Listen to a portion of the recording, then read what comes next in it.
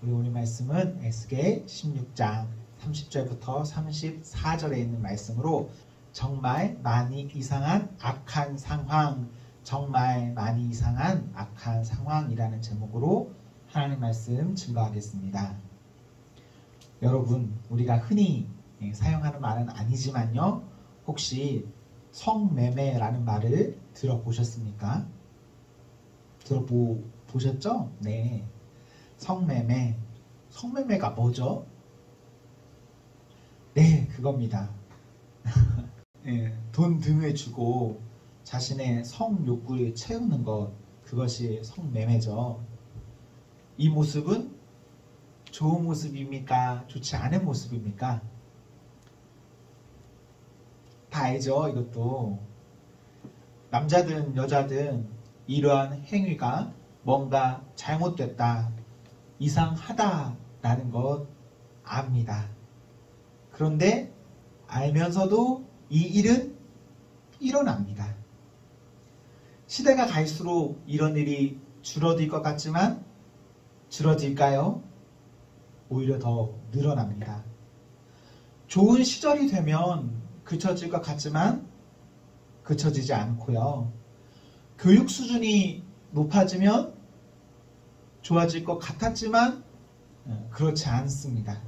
오히려 상황이나 어떤 여건이 좋으면 좋아질수록 더 활발하게 성매매는 일어납니다. 이상하지 않습니까? 우리는 분명 다 압니다. 이론적으로는 이런 것 뭔가 아니다 라는 것 알고 있습니다.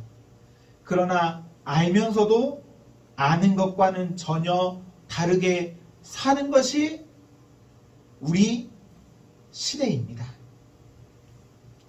그러다 보니 결론은 자기 자신과 자기 주변 가까운 사람들에게 큰 고통을 주면서 우리는 살아갑니다. 분명 달콤하고 어떤 좋음이 있죠. 그러니까 하는 거니까요. 그런데 그것보다 훨씬 큰 대가를 치러가면서도 우리는 이것을 이어가고 있습니다. 사랑하는 우리 청년 여러분, 우리 이런 일 가운데 거하지 않기를 소망합니다. 그리고요, 혹시나 우리가 이 상황 가운데 있다면 여러분 돌이키기를 소망합니다. 가지 않기를, 갔더라도 돌아서기를. 우리 이런 성도가 되어야 합니다. 오늘 본문의 기준으로 앞, 뒤를 이어서 보시면 성매매 이야기, 뭔가 정상적이지 않은 것들이 기록되어 있습니다. 오늘 본문을 포함하는 이 에스겔 16장을 제대로 이해하기 위해서는 하나님을 남자로, 지고지순한 남자이면서 남편으로 생각하시고 이스라엘을 여자이면서 성적으로 문란한 남편을 떠난 여자로 생각하면서 이 본문을 보면 이해하기 좋습니다. 즉 하나님을 떠난, 하나님께서 사랑하시는 백성의 모습이 이러한 여자와 같다라는 것입니다. 저는 오늘 본문을 보면서 안타깝게 생각하는데요. 왜 안타깝냐? 이 여자에게 이 여자를 매우 사랑하는 남자가 있었고, 이 남자는 이 여자를 진정한 의미에서 여자가 되게 해준 사람이었습니다. 16장 1에서 6절을 한번 보십시오. 이 여자는 본래 생명이 위태한 사람이었습니다.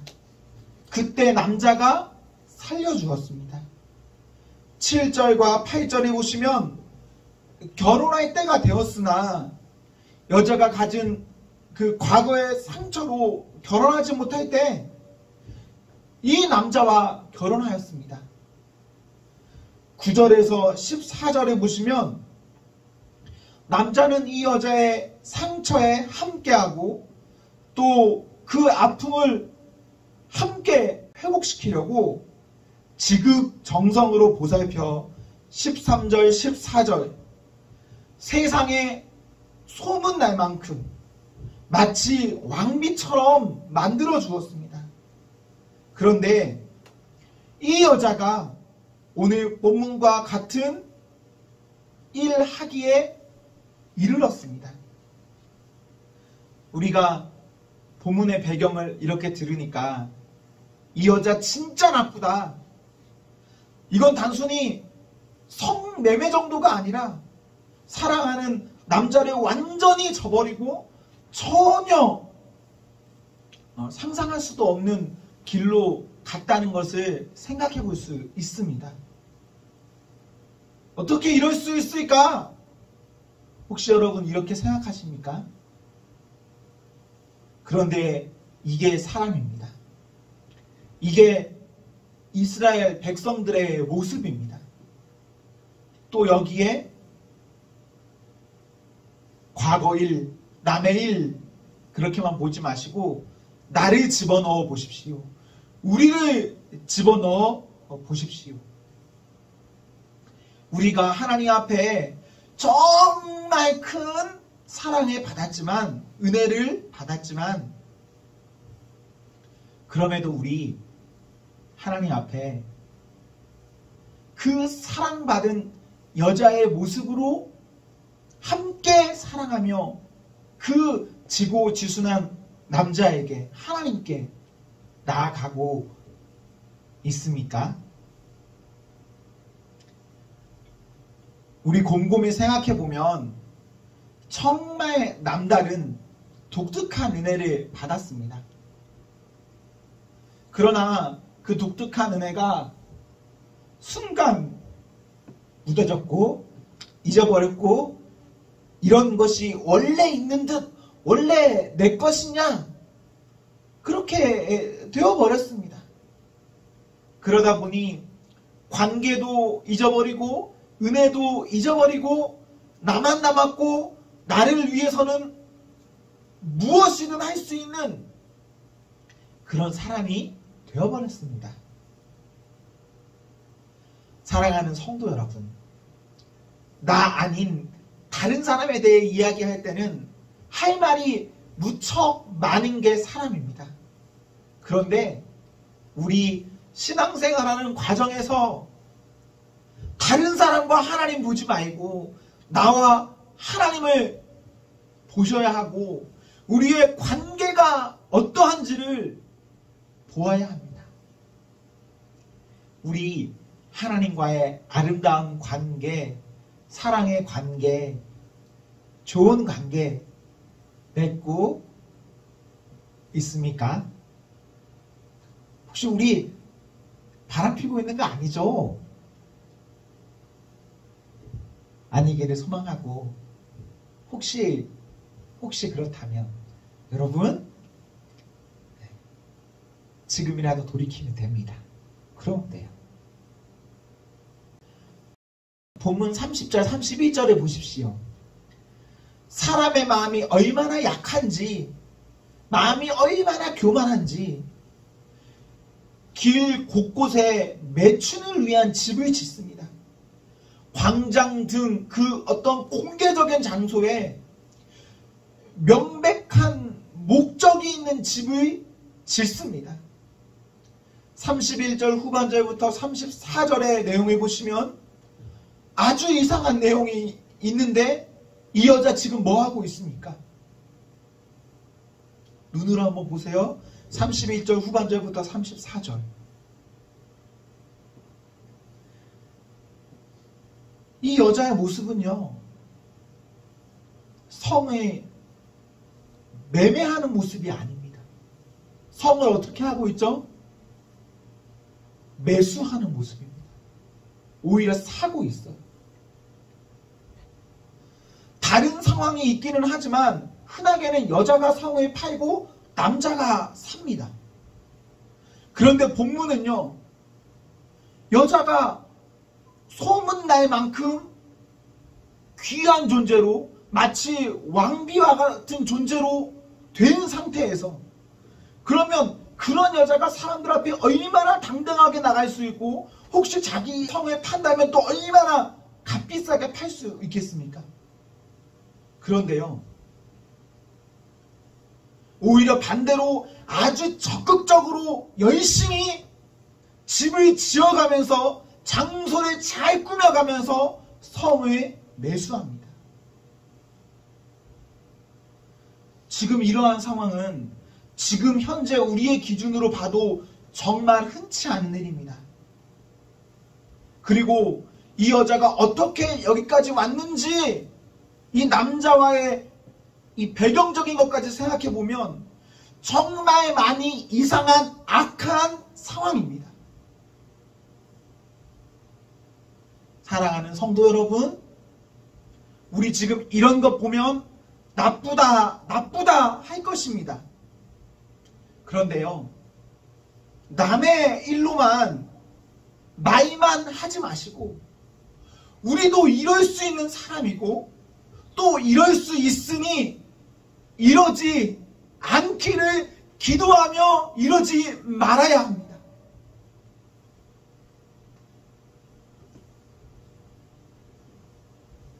여자가 이렇게 사랑하는 남편, 정말 자신을 지고지순 지극히 사랑하는 남편을 버리고 다른 남자의 성을 사면서 마음대로 살지 않습니까? 그럼 이 상황에서 이 남자의 바람은 무엇일까요? 남편의 바람은 뭘까요? 이 여자를 보면서 한번 생각해 보세요. 남편이 이럴까요? 이 죽일년 천벌을 내려주세요 이렇게 할까요? 아니면 어떤 걸 원할까요?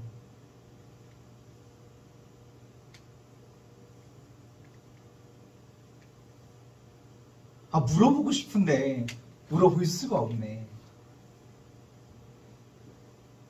제가 아는 몇몇 분들은요, 이렇게 말해요.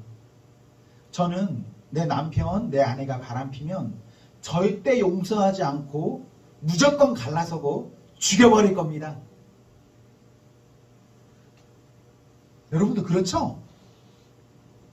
아니, 단순히 남자친구, 여자친구 정도가 아니라 내 남편이야, 내 아내야. 근데 그 사람이 내가 진짜 사랑하고 내가 너무 잘해주는데 정말 멋대로 하면서 살아. 그럼 죽여버리고 싶은 마음이 들겠죠. 그런데요, 진짜 이 본문과 하나님의 사랑과 그리고 참 하나님의 뜻이 무엇인지를 생각해 본다면 하나님께서는요, 이 바람난 여자가 천벌받아 죽기를 바라지 않습니다. 무엇을 원하실까요? 돌아오기를. 내 지금까지 행동이 잘못된 것을 깨달아 알고 회개하고 다시 집으로 돌아오기를, 남편 앞으로 오기를, 그리고 온전한 사랑을 이루기를.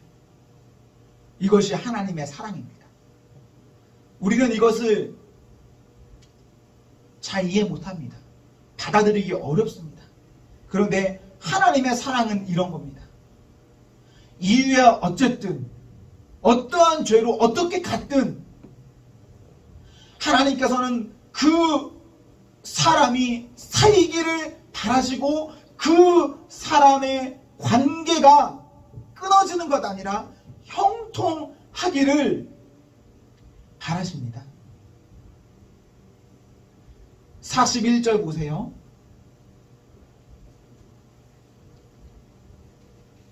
이 여자 징계받습니다. 이 여자 벌 받아요. 그런데 그 벌 받는 게 이 사람을 죽여버리려고, 이 여자의 관계를 끊어버리려고 징계하는 징계가 아닙니다. 지금 이 징계는 다음이 있는, 미래가 있는, 그것을 위한 징계입니다.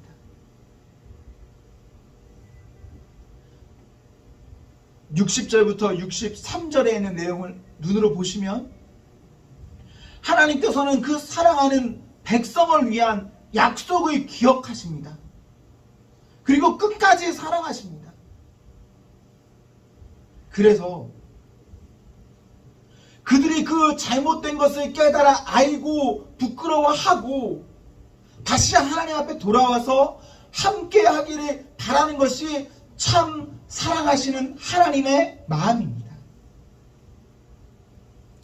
우리 이러한 하나님의 마음을 알고 혹은 느끼고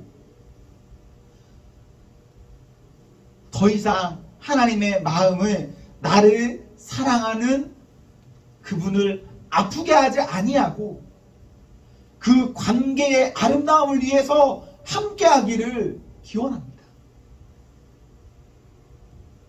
우리 잘 못할 수도 있습니다. 뭐가 안 될 수도 있어요. 안 되는 거 알지만 바람 필 수도 있고 한눈 팔 수도 있고 뭔가 그냥 말도 안 되는 짓 할 수도 있습니다. 중요한 것은 그렇게 살다 죽어버리면 안 됩니다. 중요한 것은 때가 이르기 전에 하나님 앞에 깨달아 알고 회개하여 돌아가는 것, 그리하여서 하나님과 함께하는 것입니다. 청년 여러분, 하나님과 함께하는 사람이 되십시오. 너무 멀리 가지 마십시오.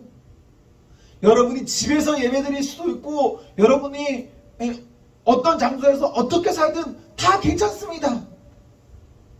그런데 그 안에 하나님과의 관계는 놓치지 말아야 하고 관계로 하나님과 끝까지 가야 합니다. 나를 너무너무 사랑하시는 하나님이 있는데 그 사랑 떠나 살면 그 상대의 마음이 얼마나 아프겠습니까? 그리고 진짜 사랑이 여기 있는데 진짜 사랑이 아니라 가짜 사랑에 쫓아다니는 내가 진짜 행복한 사람일 수 있겠습니까? 지금 당장은 내가 하는 어떠한 일이 행복하고 좋아 보이고 좋아요, 맞아요 이럴 수 있습니다. 그러나 그것은 진짜가 아닙니다. 꾸며진 것, 헛된 것입니다. 참 사랑을 주시는 이 앞에 우리가 감으로 그 사랑을 함께 누리며 살아야 합니다. 우리 하나님 곁에 머무릅시다. 다른 것이 아니라 떠나지 마십시오. 떠나갔다가도 다시 돌아오십시오.